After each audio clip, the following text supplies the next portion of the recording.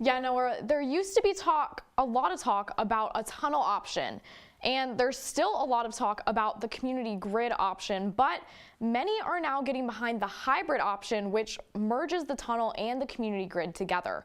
For the most part, officials in the Syracuse suburbs are the ones really pushing for the hybrid option. I spoke with several people from both the suburbs and the city of Syracuse, and there's a lot of pros and cons on both sides. One common theme, though, is a tunnel is not going to solve the I-81 problem.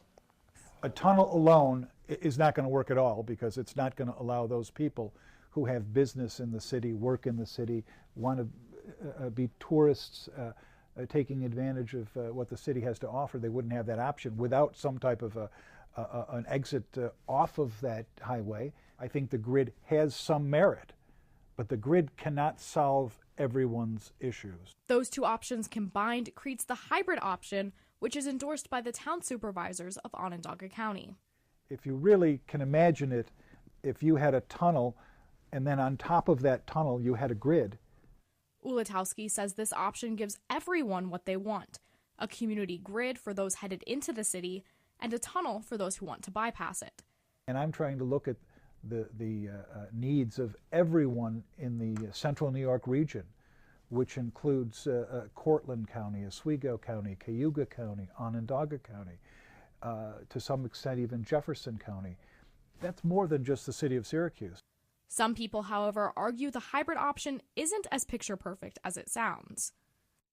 The DOT didn't come up with that. That was an alternative outside idea paid by private consultants. Haley says a private company evaluated the feasibility of a tunnel, and now the community needs to wait for the Department of Transportation to release their findings. The DOT has not shown us this tunnel yet. We don't know what the DOT has in the tunnel option. That's why we just have to wait.